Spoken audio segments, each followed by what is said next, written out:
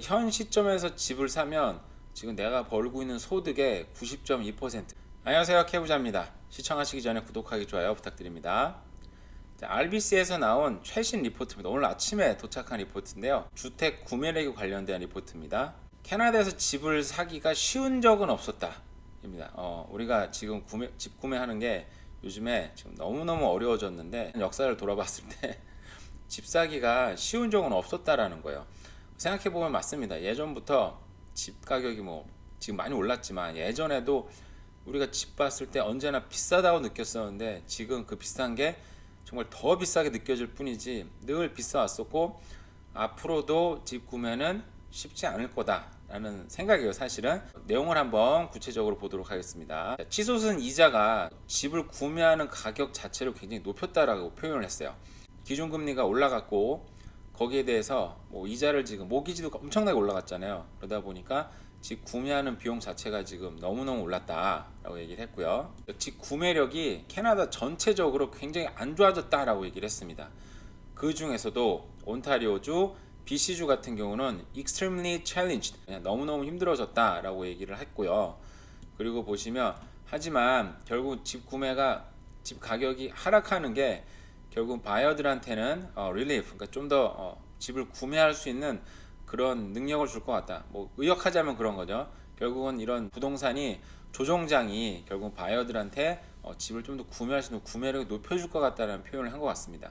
사실 충격적인 게, 여기 보면 하우스홀드 인컴을 얼마나 써야 되는지 나오면, 이제 캐나다 전체적으로는 제가 한 달에 총 버는 월급의 60%를 써야 되는데, 이거 사실 엄청난 거죠. 밴쿠버는 90.2%. 그러니까 현 시점에서 집을 사면 지금 내가 벌고 있는 소득의 90점 이상 생활이 안 되죠. 그죠? 혼자서는 사기가 쉽지는 않은 상황이에요. 그 반면에 토론토는 83.0%. 근데 여기 밴쿠버라고 해서, 여기 밴쿠버 전체는 아니고요. 메트로 밴쿠버 전체를 얘기하는 건 아니고 밴쿠버 단일시를 얘기하는 겁니다. 밴쿠버시 가장 비싸잖아요. 그죠? 근데 여기에 서리나 랭리나 코키틀람 이런 데는 좀 얘기가 조금 다를 수 있습니다. 자, 토론토시는 83%. 정말 그래도 캘거리나 에드먼턴은 38.8%, 29.3%. 살만하네요. 그죠? 정말 캘거리하고 에드먼턴은 여전히 좀 살기 좋은 도시다, 인간적인 도시다, 이래서 정말 많은 사람들이 지금 캘거리, 알버타주에 관심을 많이 갖고 있죠. 제가 캘거리에 관련된 비디오는 다시 한번 또 찍도록 하겠습니다. 이 그래프는 Housing Affordability Measures인데, 여기 파란색이 싱글하우스예요. 보시면 싱글하우스 가격도 높고, 이 그래프가 당연히 높을수록 집 구매가 좀 어렵다는 뜻인데, 쉽게 얘기하면. 근데 맨 마지막에 콘도 같은 경우는 여전히 살만하다 라고 표현을 할 수 있을 것 같아요. 그래서 어제 말씀을 드렸듯이, 지금 캘거리 같은 경우에는 지금 콘도 시장이 지금 굉장히 핫해졌고, 여기 중간에 보시면 오랜만에 많은 사람들이 콘도 매매에 눈을 돌리고 있다라고 얘기를 했습니다. 이거는 너무 비싸다 보니까 대체할 수 있는 거, 하우스를 대체할 수 있는 쪽으로 눈이 돌아갔다고 보시면 될 것 같아요. 자, 이 그래프는 affordability reaches worst ever, 가장 구매력이 지금 가장 최악으로 떨어졌다, BC주하고 온타리오주는 표현인데요. 캐나다 같은 경우도 지금 그 전에 피크를 쳤던 것보다 지금 조금 올라와 있죠. 그 반면에 여기 보시면 그레이트 밴쿠버 에어리어 같은 경우는 이전에 피크를 넘어서서 지금 최악의 구매력을 보여주고 있고요. 빅토리아도 마찬가지네요. 또 토론토 지역에도 피크를 넘어서서 지금 최고치를 경신을 하고 있는 상황이죠.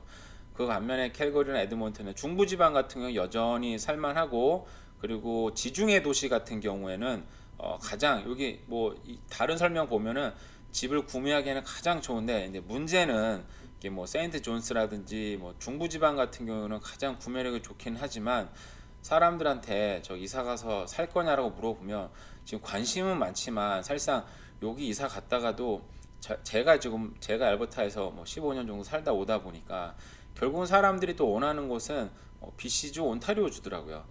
왜냐하면 여기에 있으면 대도시가 있고, 여러 가지 또 그런 대도시에 혜택이 있습니다. 어쩔 수 없는 부분이 있긴 있어요.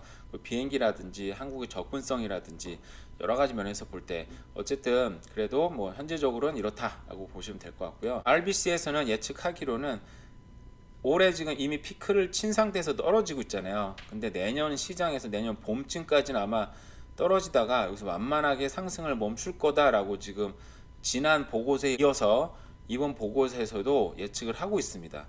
그래서 RBC 같은 경우는 내년 봄쯤에 아마 굉장히 완만하게 다시 상승할 수 있는 가능성이 있다라고 예측을 했는데 이건 뭐 알 수 없는 겁니다. 어떻게 될지는.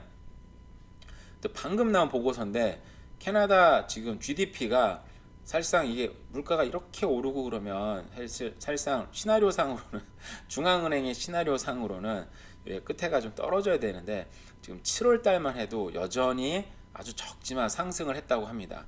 이렇게 되면 물가는 더 오르는 상황이에요, 사실은. 그리고 GDP를 결국 조금 하락시켜야 물가가 좀 잦아들기 때문에 결국은 어쩔 수 없이 캐나다 중앙은행 같은 경우에는 다른 은행도 마찬가지지만 이자율을 계속 상승을 시킬 것 같습니다.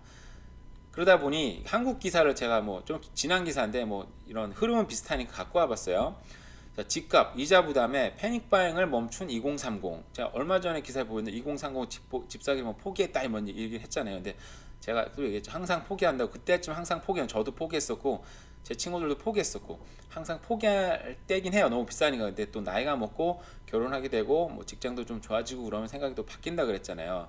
근데 제가 이제 말씀드리고 싶은 거는 사실상 뭐 이런저런 기사를 많이 봤었는데 보시면 요즘의 분위기가 이렇습니다.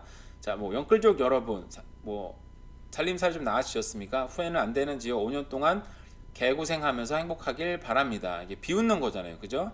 여기 보시면 뭐 미친 뭐 기자들 뭐 여러 가지 이야기를 했습니다만 요즘에 집 사는 사람들에 대해서 좀 비웃고 뭐 비난하고 뭐 이런 분위기가 있는 것 같아요. 근데 뭐 저도 이 부동산 전문가도 아니고 경제 전문가는 아니지만 이런 상황은 항상 왔었고 결국은 이런 고난의 시기, 힘든 시기를 이겨내는 사람만이 결국은 또 후술 날이 오고 좋은 날이 올 거라 믿습니다. 뭐 집을 이미 사신 분들 또 걱정도 많고 힘든 부분도 있겠고 또 집을 살려는 사람도 생각이 많겠지만 어쨌든 뭐 이런 상황은 경제는 늘 이렇게 돌아갔었고 시간은 또 흘러가면 결국 또 좋은 시기가 오니까 힘내시고 오늘 좋은 하루 보내시기 바랍니다. 감사합니다.